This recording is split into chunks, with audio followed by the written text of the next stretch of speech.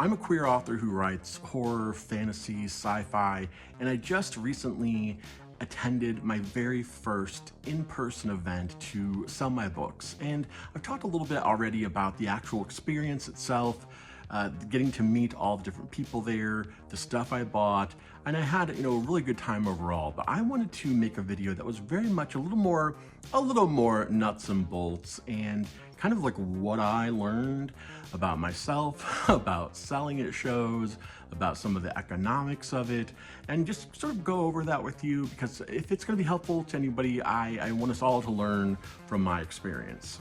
The convention I was at, the Dark History and Horror Con here in Champaign-Urbana, was a smaller one, and it was in my backyard, and I went to that as my first one all by design.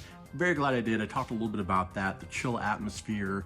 I would definitely recommend, if you are starting out, like going small first to kind of get your feet wet and just sort of feel out how you are in that situation as well, because I think that was a lot of what I learned about. Lesson number one, I have a small social battery normally, but when I'm talking to people about something I love, this was a horror convention. I had a blast talking to people about it. I had a blast talking to fellow authors there, other creatives. It's exciting to talk to other creative people. Now let's talk a little bit about the economics of it. This kind of the entry fee, the one thing I really consider the only cost associated with this particular show was the table fee. And for me, it ended up being like $90. I got a little bit of a break because of some just timing and other issues, but keeping that cost low was a good thing for me. I did have to buy more stock of my books in The Dark of the Grove, The Master of Sheerhaven, and Aeon Quest. I ended up doing 15 each of the two novels, and then for the graphic novel Aeon Quest, I did 5 of those. This is a horror con. Aeon Quest is more of a sci-fi superhero book, so it's kind of a little bit of a stretch if that audience would even want it, so I didn't order as heavily in that.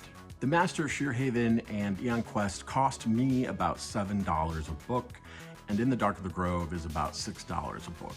For the show, I was charging $15 a piece because there's less, middle people in between taking a percentage like there is online, where the books are $17.99 each. So that was definitely a chunk of cost. But for my purposes, I don't really think of those as a show cost exclusively, because I can sell the excess stock online. I haven't had physical books available on my website for a little while, but since I have this stock and I'm not really planning on going to any more shows this year, I thought I'd go ahead and put that up, maybe put my Master Sheerhaven pins up. And then there were other costs like a tablecloth, I got a table runner, I got some easels for the books and some backing board where I did my acrylic marker decoration to try to explain what each book was, and that was really successful, and I was really happy with the way that turned out. And then I got a Square device so I could take cards if I needed it, and that was like 50 bucks. So, all told, in addition to the $90 table fee, then there's, a couple $100 in stock, and then probably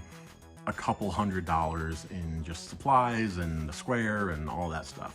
So it wasn't cheap. It was like, a certain amount of laying out cash, but it is investing in the future for me. Keeping up with the numbers part of it all, I ended up selling 6 copies of In the Dark of the Grove, 4 copies of The Master of Sheerhaven, and 1 copy of Aeon Quest. And that was really actually to one of my friends, because literally I expected no one to buy this at this horror convention. But yeah, it was a really good time, and I felt like that was a really solid effort. I was actually talking to a friend about this, and he asked how it went, and I said, oh, I sold like 3 copies so far today. And he's like, oh, well, that's not, a bad start. And I was like, oh no, believe me, I wasn't complaining. I was kind of ecstatic, and really with the results of this, I will tell you, I'm lucky if I sell 1 or 2 books a month. Now, number-wise, spiritually, I would call that a resounding success. Certainly more fruitful than anything I've done before. And I'm not in this for the profit, but I do have to look at the numbers because I want this to be self-sustaining, right? I don't want to constantly just keep losing money on my writing. So just from book sales, I made